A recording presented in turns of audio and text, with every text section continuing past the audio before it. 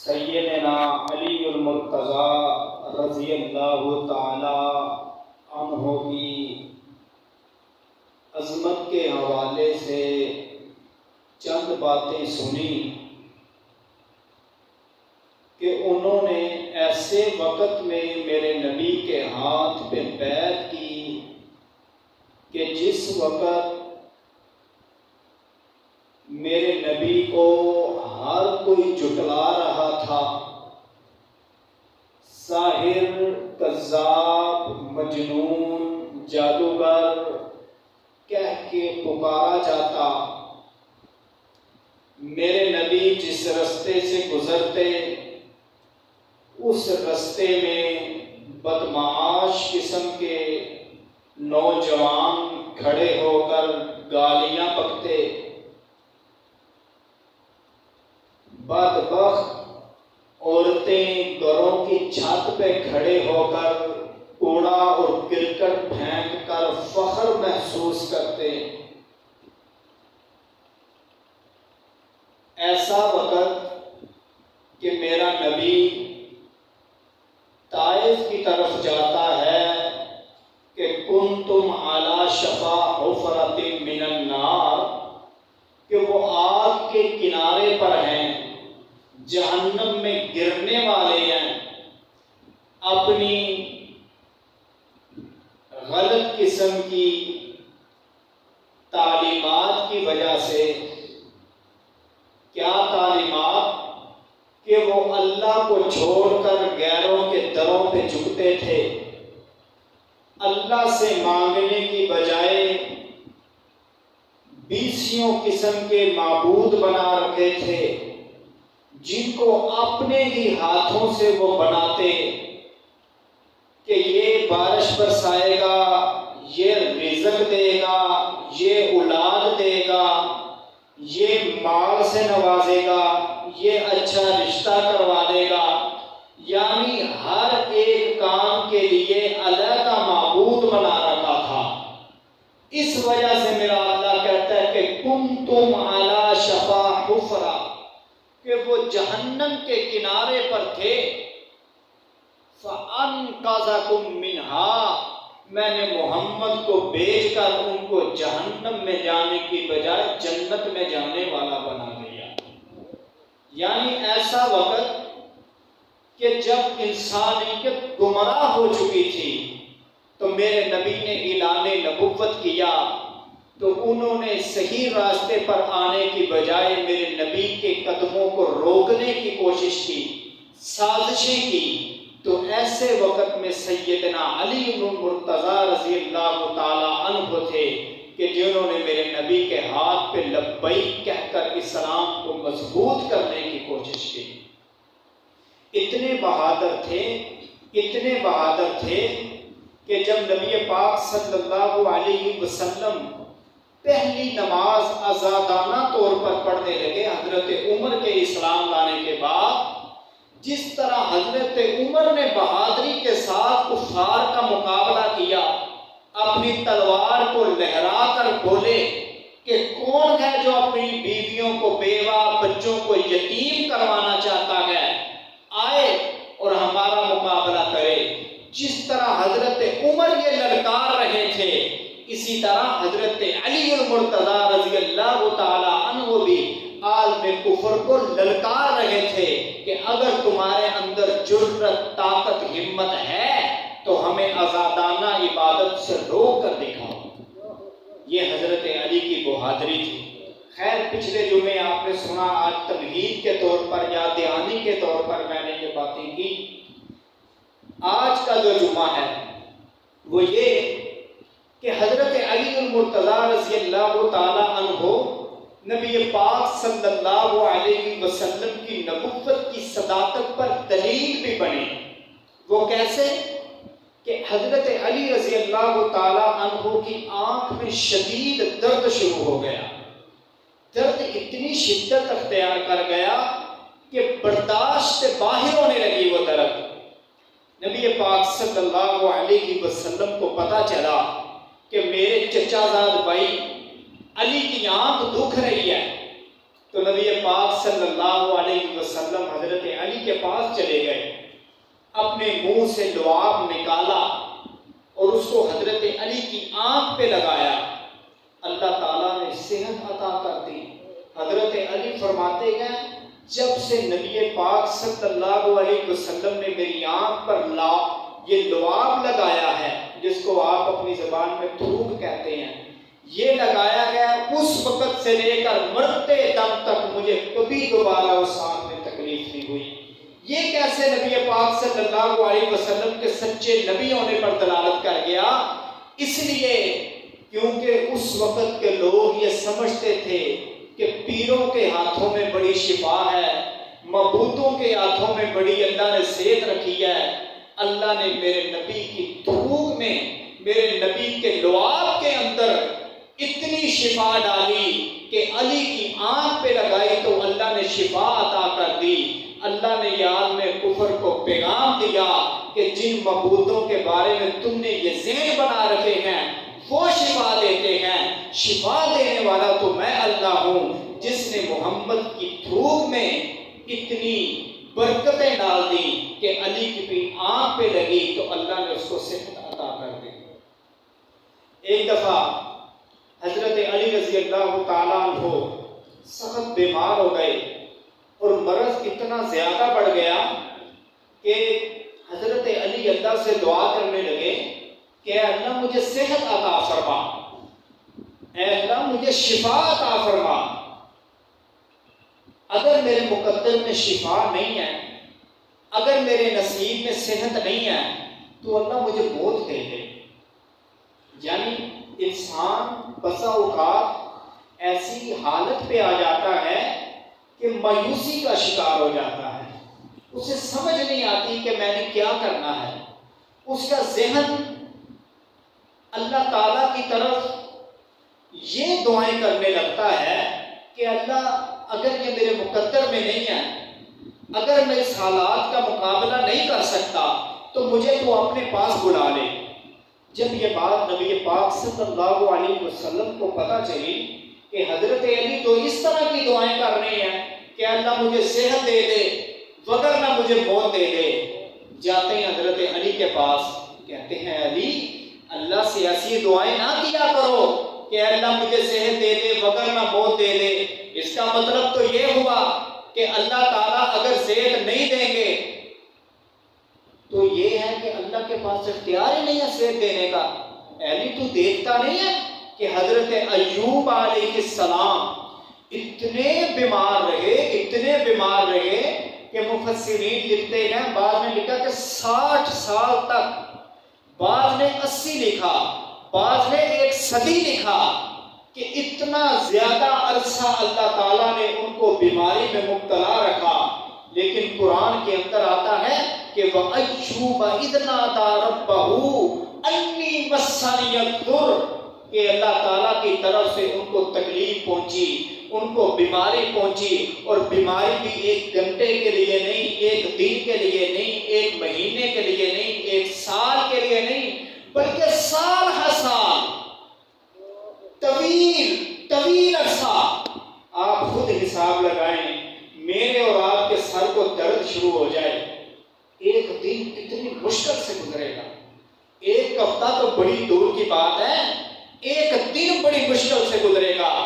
ہم اپنے محلے کے ڈاکٹر کو چیک کروائیں گے، نہیں آرام آیا اپنے بڑے ہاسپٹل میں جائیں گے، پھر بھی نہیں آرام آیا لاہور کسی بڑے اسپتال میں چلے جائیں گے، پھر بھی نہیں آرام آیا ہم بیرون ملک جانے کی تیاری کریں گے، حتیٰ کہ جہاں تک ہمارا بس چلے گا خود کو سکون دینے کے لیے ہم یہ نہیں دیکھیں گے ہمارے پاس مال ہے یا نہیں ہے، قرض اٹھانا پڑا تو اٹھائیں گے، اپنی کوئی چیزیں بیچنی پڑی تو بیچیں گے، لیکن اس کی تلاش میں رہیں گے۔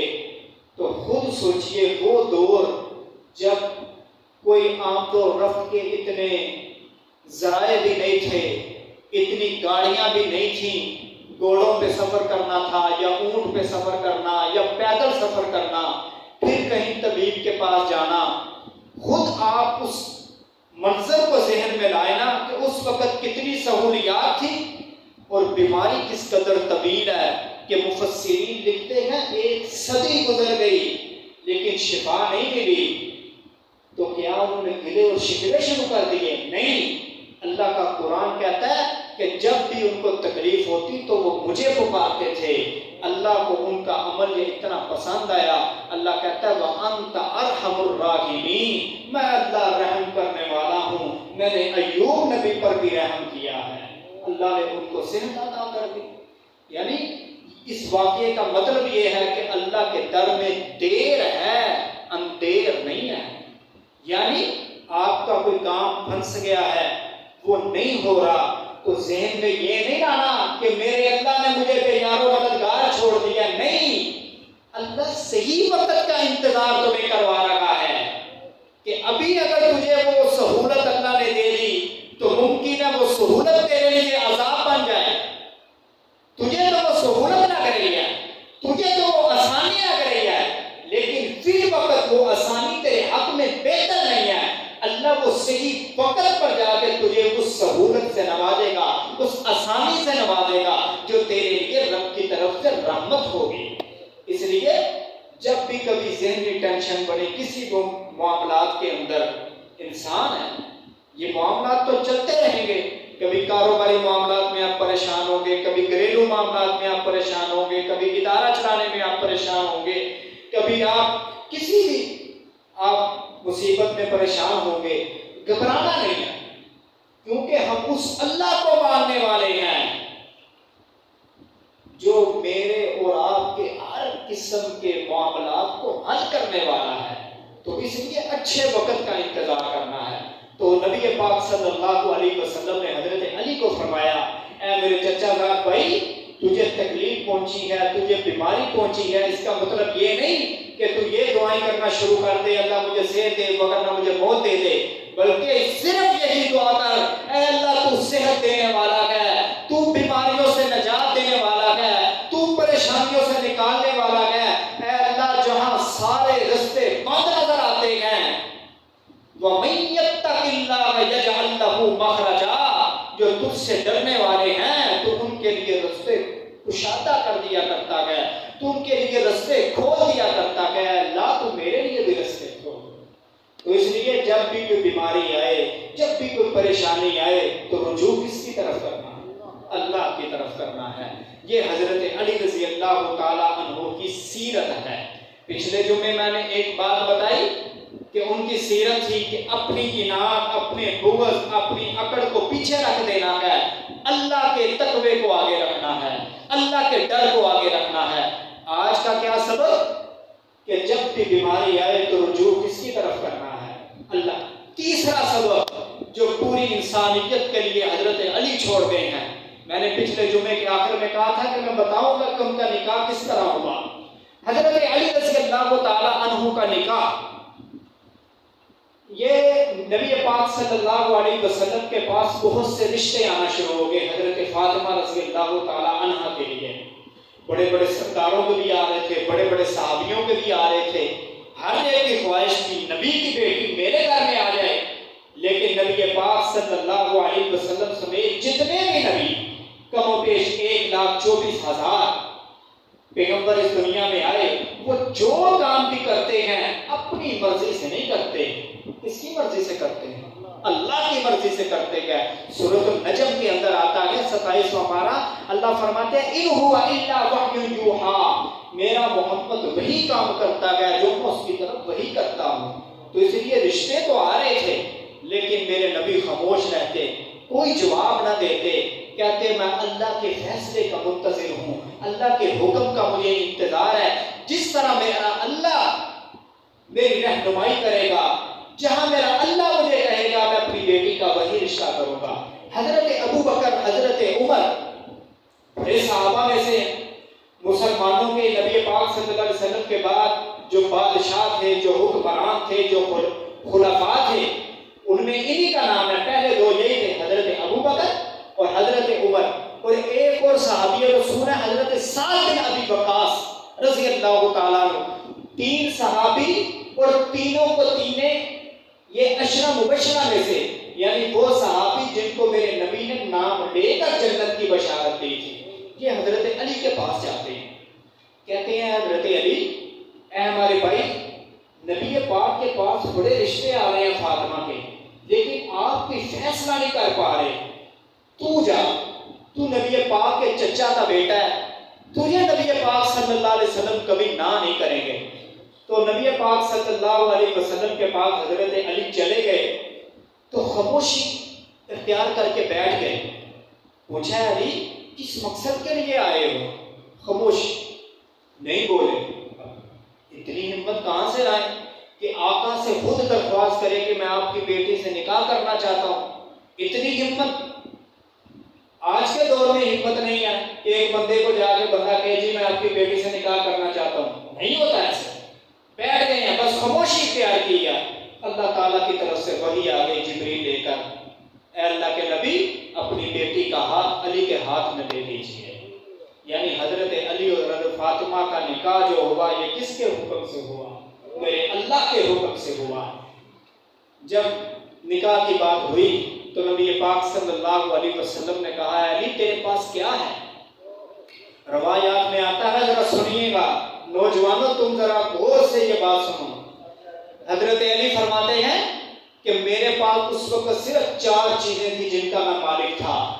ایک چادر جس کو میں رات کو اپنے اوپر اوڑھ کر سوتا تھا، اور ایک نیچے بچھانے والی ایک قالین کا ٹکڑا تھا، 2 چیزیں ہو گئی، اور تیسرا گھوڑا تھا جس کو میں جنگوں میں لے کر جاتا تھا سواری کے لیے، اور چوتھی میرے پاس وہ زرہ تھی جس کو جنگ کے اندر پہنا جاتا تھا تاکہ سامنے سے آنے والا حملہ وہ جسم کو کوئی نقصان نہ پہنچا سکے۔ یہ 4 چیزیں تھیں جن کی ملکیت حضرت علی کی تھی۔ اور نکاح کس سے ہو رہا ہے؟ فقط کے نبی کی بیٹی سے۔ تو اس لیے آج جب آپ کی اولاد جوان ہو جائے نا، شادی کے قابل ہو جائے، ذہنوں میں یہ بات نہ لاؤ کہ کھائے گا کہاں سے، کھلائے گا کہاں سے، کپڑے کہاں سے خرید کر اسے دے گا۔ وقت کے نبی کی بیٹی کی شادی ہو رہی ہے، اور جس شخص سے شادی ہو رہی ہے اس کی ملکیت میں صرف 4 چیزیں ہیں، ایک نیچے بچھانے کے لیے بستر، ایک چادر، ایک گھوڑا اور ایک زرہ۔ اللہ کے نبی نے فرمایا علی تو صرف ان 4 چیزوں کا مالک ہے تو میری بیٹی کو حق میں کہاں سے دے گا؟ اللہ کے نبی میرے پاس زرہ ہے، میں اس کو بیچتا ہوں۔ بیچنے کے لیے جاتے گئے، حضرت عثمان کے عنوان سے جب میں نے گفتگو کی اس وقت بھی یہ بات کی میں نے، اور آج پھر کر رہا ہوں۔ رستے میں حضرت عثمان سے ملاقات ہو گئی، اے علی کہاں؟ فرمایا اللہ کے نبی کی بیٹی سے رشتہ طے ہو گیا ہے۔ بڑی خوشی کی بات ہے، میرا ہم ظرف بن جائے گا، کیونکہ حضرت عثمان کے نکاح میں بھی حضرت فاطمہ کی بہن تھی، یعنی دونوں سانڈو بن رہے تھے۔ آج ہماری زبان میں کے اندر سانڈو کہا جاتا ہے۔ کہنے لگے بڑی خوشی کی بات ہے، اور یہ زرہ کہاں لے کر جا رہا ہے؟ کہنے لگے حضرت عثمان اس کو بیچوں گا، جو قیمت ملے گی وہ حق میں دوں گا۔ حضرت عثمان کہنے لگے مجھے بیچ دو۔ بیچ دی، 480 درہم کی۔ حضرت عثمان نے واپس وہ زرہ تحفے میں دے دی کہ یہ شادی کے لیے تحفہ ہے۔ گویا معلوم یہ ہوتا ہے روایات دیکھ دیکھ کر کہ میرے نبی کبھی اعلان کرتے ہیں کہ جنگ کے لیے جانا ہے تو حضرت عثمان 600 گھوڑا دے دیتے ہیں۔ میرے نبی اعلان کرتے ہیں پانی کے لیے کنویں کی ضرورت ہے، حضرت عثمان خرید کر دے دیتے گئے۔ مسجد کی توسیع کرنی ہے، جگہ کی ضرورت ہے، حضرت عثمان خرید کر دے دیتے گئے۔ علی کا نکاح ہے، زرہ بیچنی ہے، عثمان خرید کر دے دیتے گئے۔ حضرت عثمان کے ماں کو اللہ نے قبولیت بخش دی تھی۔ اللہ اکبر۔ خیر وہ زرہ لے کر وہ 480 درہم نکاح کے لیے حق مہر جو دینا تھا وہ نبی پاک صلی اللہ علیہ وسلم کی بیٹی کے حوالے کیا۔ یہاں پر ایک بات کرنی ہے، نکاح کے اندر ہماری توجہ ہوتی ہے کہ مہندی کی جو رسمیں ہیں یہ اچھی ہو جائیں، اور اسی طرح بارات کی جو رسمیں ہیں یہ اچھی ہو جائیں، لوگوں کو جو کھانا کھلانا ہے اس کے اندر کوئی کمی نہ رہ جائے۔ 5-7 ڈشیں لگائی جاتی ہیں، مقابلہ کیا جاتا ہے۔ میرے فلاں چچا کے بیٹے کی شادی ہوئی تھی، اس کے اندر اتنی آئٹمیں تھیں، اتنی خوراکیں تھیں، اتنے کھانے تھے، لہذا میرے کھانے 2 دن اور کس سے زیادہ ہونی چاہیے، یعنی اس قدر توجہ کی جاتی ہے، اور اچھے سے اچھے میرے جال کا انتخاب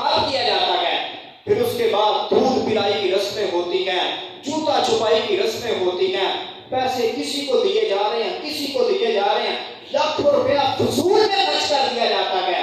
لیکن جب حق مہر کی باری آتی ہے، جی مہر فاطمی لکھ دیں، جو حضرت فاطمہ کا مہر تھا وہ لکھ دیں. جی مولوی صاحب کتنا، وہ مولوی صاحب بھی بیچارے مست ملنگ، وہ جی 10,000 لکھ دیں، لاکھوں روپیہ دوسرے کاموں میں لگا دیا. سن لیجیے حضرت فاطمہ کا جو مہر تھا 480 درہم تھا. آج کی کرنسی کے اعتبار سے میں نے گوگل پہ سرچ کیا، 1 درہم 200 روپے کا بنتا ہے، اور 480 سے ضرب دیں تو 31,000 سے اوپر اس کی قیمت جاتی ہے. لہذا معلوم ہوا کہ جب آپ حق مہر دیں کم از کم 30,000 تو ہونا چاہیے. میرا ایک دوست ہے، وہ بھی امام مسجد ہے، اور اس کا یہ بنا ہوا ہے نکاح رجسٹر. وہ کہنے لگا میں ایک نکاح پڑھانے کے لیے چلا گیا، محلے کا نکاح تھا. تو جب میں گیا تو وہ مجھے جانتے تھے سارے، وہ جو میرا دوست جس نے مجھے بات بتائی کہتا وہ مجھے سارے جانتے تھے. وہ لڑکے کا باپ نہ میرے ساتھ آ کے بیٹھ گیا. تو میں نے حال احوال معلوم کیے کہ کیسا آپ کا نظام چل رہا ہے، کاروبار ماشاءاللہ ٹھیک ہے. جی قاری صاحب ہماری 2 فیکٹریاں ہیں لندن کے اندر، الحمدللہ میں ابھی کل ہی پہنچا ہوں. تو اللہ نے بڑے رنگ لائے ہوئے ہیں. یعنی بعض لوگ ہوتے ہیں نا پھڑو، یہ ڈینگیاں مارنیاں، اپنے آپ کو بڑا بنا کر پیش کرنا، وہ بھی اسی طرح کا تھا. کہنے لگا قاری صاحب یہ جو گھڑی دیکھ رہے ہیں نا، گھڑی جو میں نے پہنی ہے یہ میں نے وہاں سے خریدی ہے، پاکستانی 50,000 ہے. اور یہ جو میں نے پگڑی ڈالی ہوئی ہے سر پر، یہ میرے بیٹے نے خرید کر رکھ دی تھی، صحیح طرح پوری بھی نہیں آ رہی مجھے، یہ بھی 25,000 کی خریدی ہے. اور یہ جو جوتے میں نے پہنے ہیں یہ بھی میں نے انگلینڈ سے خریدے ہیں، اور یہ تقریباً پاکستانی مالیت میں 30,000 کے ہیں. وہ قاری صاحب کہتے ہیں میں سنتا رہا خاموشی سے. قاری صاحب یہ جو انگوٹھی میں نے پہنی ہے نا یہ پاکستانی مالیت میں 2 لاکھ کی بنتی ہے. کہتا میں نے ساری باتیں اس کے سنی. جب نکاح پڑھانے کا ٹائم آیا اور حق مہر جب لکھنے لگے نا، کہتا قاری صاحب 10,000 لکھ دیں. کہتا مجھے غصہ تو پہلے بہت چڑھا ہوا تھا اس پر. کہتا میں نے اسے غصے کی نگاہوں سے دیکھا، میں نے اسے کہا اپنی جتی جنہ موڑ دے اپنی نو لگانا، جوتا تو نے 30,000 کا خریدا ہے اور اپنے بیٹے کی جو بیوی مانگ رہی ہے اس کا مہر لکھواتے وقت تیرے منہ سے 10,000 نکل رہا ہے. شرم نہیں آ رہی تمہیں؟ اپنے جوتے سے زیادہ تو مول ڈالنا اس کا، اپنے جوتے سے زیادہ تو قیمت لگانا اپنی بہو کی. اس کا منہ لٹک گیا. قاری صاحب اپنی مرضی سے جتنا مرضی لکھ دیں. اس نے کہا آپ کی مالی احوال دیکھ کر آپ نے خود بتا دیا یہ چیز اتنے کیا، یہ چیز اتنے کیا، یہ چیز. اس نے 2 لاکھ لکھ دیا. اس کا منہ لٹک گیا. 2 لاکھ لکھ دیا، اور 2 لاکھ بھی اس نے پھر وقت جو ادا کرنا ہوتا ہے وہ لکھا. تو اس لیے اللہ تعالیٰ نے آپ کو جتنا مال دیا ہے، جتنی دولت سے آپ کو نوازا ہے، اس کے مطابق حق مال دیا کریں. اس معاملے کو سنجیدگی سے لیں. نکاح کے اندر چیزیں ہیں کیا جو ضروری ہیں؟ نکاح کے اندر ایک ہے ایجاب و قبول، یعنی لڑکے اور لڑکی کا کہہ دینا جی میں اس کو قبول کرتا ہوں، وہ کہہ دے میں اس کو قبول کرتی ہوں.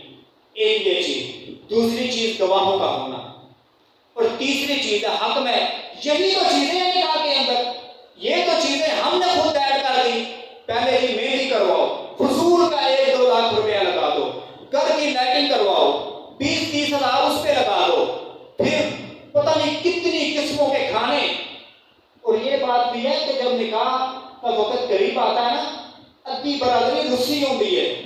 رسی سمجھتے ہو کس کو آتے ہیں؟ لڑی ہوتی ہے، ناراض ہوتی ہے. ان کو مناؤ جا کے، ان کے ترلے کرو، ان کی منتیں کرو، ان کے آگے ذلیل ہو کہ ہم نے بڑا نکاح کرنا، لوگوں کو پتہ چلے. اور پھر قسموں کے کھانے، لاکھوں روپے اس پہ لگا دیا. پھر جی لڑکے کی دودھ پلائی ہو رہی ہے، ہزاروں روپے اس پہ لگا دیا. پھر جی لڑکا جب لڑکی کے گھر جاتا ہے جوتا چھپایا جا رہا ہے، ہزاروں روپے اس پہ لگا دیا.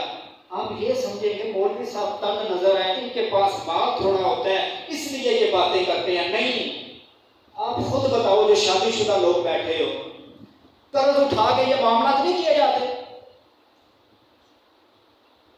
لاکھوں روپیہ قرضہ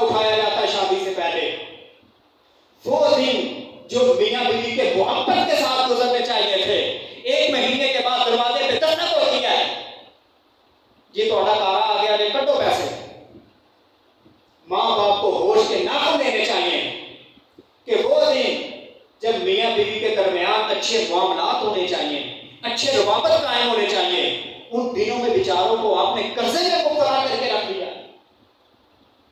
وہ بیچارے کبھی کسی کو فون کال کرتے ہیں، کبھی کسی کو فون کال کرتے ہیں، یار 1 لاکھ دے دینا، وہ اس کو دینا۔ ان بیچاروں کی زندگی عذاب بنی ہوتی ہے۔ پھر کہا جاتا ہے جی یہ رن مرید ہو گیا، یہ سوریا تھلے لگ گیا، یہ انج ہو گیا۔ یہ نہیں دیکھنا کہ قصور ہمارے اپنے ہیں۔ اس لیے میں ان نوجوانوں سے گزارش کروں گا جن کی شادیاں بھی نہیں ہوئی، فیصلہ تم نے کرنا ہے۔ اللہ قرآن میں کہتا ہے نا، اِنَّا هَدَيْنَاهُ السَّبِيلَ إِمَّا شَاكِرًا وَإِمَّا كَفُورًا۔ اے میرے بندو، میں نے تمہیں 2 رستے دکھا دیے گئے، ایک غلط رستہ ہے، ایک صحیح رستہ ہے۔ فیصلہ تم پر ہے کہ تم نے صحیح رستے پہ چل کر اپنی زندگی کو نعمتوں سے بھرپور کرنا ہے، یا غلط رستے پہ چل کر اپنی زندگی کو ذلتوں سے بھر دینا ہے۔ فیصلہ آپ کا ہے کہ اپنی شادیوں کو ڈور باجے اور بڑے کھانوں اور یہ فضول کی رسموں کے اندر اپنا پیسہ ضائع کر کے شادی کے بعد کی جو آنے والی زندگی ہے اس کو مصیبت زدہ کرنا ہے، یا سادگی کے ساتھ اپنی شادی کو کر کے اپنی آنے والی زندگی کو محبت سے بھرپور کرنا ہے۔ فیصلہ آپ نے کرنا ہے۔ میں ایک چھوٹی سی مثال دے کر اپنی بات کو مکمل کرتا ہوں۔ 2 مثالیں میرے سامنے ہیں جو خود میں نے اپنی آنکھوں سے دیکھی ہیں، جس کا میں خود مشاہدہ ہوں۔ اگر میں جھوٹ بولوں میرا رب میرا حساب کرے۔ ایک شادی، ڈول باجے ہر قسم کی رسم و رواج، 10 لاکھ قرض اٹھایا۔ جب شادی تو ہو گئی، لوگوں نے کہہ دیا وہی پمپ کر چھڑے ہیں، اخیر کر چھڑی ہے انہوں نے۔ تو جناب 2-3 مہینے گزرے، اتنی لڑائیاں، اتنے جھگڑے ساس اور بہو کے درمیان۔ جی اتنا پیسہ لگا دیا، میرے بڑے پتر واتے تو سوٹ تیری ماں بنایا کوئی نہیں، ہوتے ہیں کہ یہ مسئلے نہیں ہوتے؟ میری اس بیٹی کے لیے ایک ہی سوٹ آنا تھا بس۔ اس طرح کے مسائل، یار یہ ذہنی عذاب نہیں تو اور کیا ہے؟ اس طرح کے وہ اتنے جھگڑے ہوئے کہ اس کی بیوی بیچارے کی امید سے تھی، اشارہ کر بات کر رہا ہوں، اور اس بیچارے کو اپنا گھر چھوڑ کر کرائے پہ لینا پڑا۔ وقتی طور طریقے تو کروا دی، شادی بڑی ہو رہی ہے، بم کر دیتے، اخیر کر چھڑی، کسی شہر کی کمی نہ چھڑی، طریقے تو ہو گئی۔ ایک اور شادی، میرے ساتھ وہ لڑکا پڑھا گیا، 2 حدیث ہم نے اکٹھا کیا، 6 مہینے اس کی شادی کو ہوئے ہیں۔ اس کی شادی پہ پتہ کتنا خرچ آیا؟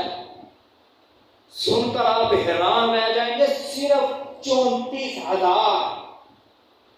شہری بابو بیٹھے ہیں تو میں انگلش میں بتاتا ہوں، 34,000، 3 تے 4 اور آسان کر چھوڑے، اتنا کم خرچ۔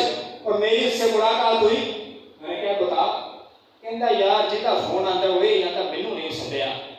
خیر نہیں سدیا، لیکن ہے بڑا سوکھا، کسی کا فون نہیں ہے کہ تو نے مجھے پیسے دینے ہیں کہ نہیں دینے، کسی کا اعتراض نہیں ہے کہ تو نے میری ماں کے لیے اتنے کپڑے بنائے ہیں یا نہیں بنائے، کسی کا کوئی اعتراض نہیں ہے کہ کہنے کا مطلب اس کی زندگی اتنی حسین۔ وہ کہتا ہے اب ہم عمرہ کرنے کے لیے جا رہے ہیں، اب خود بتائیں، اما شاکرا و اما کفورا، آپ نے اپنی شادیوں کو کس طرح کرنا ہے؟ اپنے بچوں کو عذاب میں ڈالنا شادیوں کے بعد کہ ان کو سکون کے سانس لینے دینے ہیں۔ اس لیے یہ وہ لوگ جن کی اولادیں شادی کے قابل ہو چکی ہیں، ان کو بھی سنجیدگی سے سوچنا چاہیے کہ جتنا ہمارے پاس مال ہے اس کے مطابق شادیاں کریں۔ اور جو نوجوان، دل تو بڑا کرتا ہے، دل ہے نا، دل یہ اچھلتا ہے، کودتا ہے، یہ انہی چیزوں کو پسند کرتا ہے، رنگینیوں کو، واہ کو، کلیپنگ کو، تعریفوں کو، کہ میری شادی ہو، لوگ ہیں بڑی ہوئی ہے، لیکن یہ 1 مہینہ صرف اس کا ذکر رہے گا۔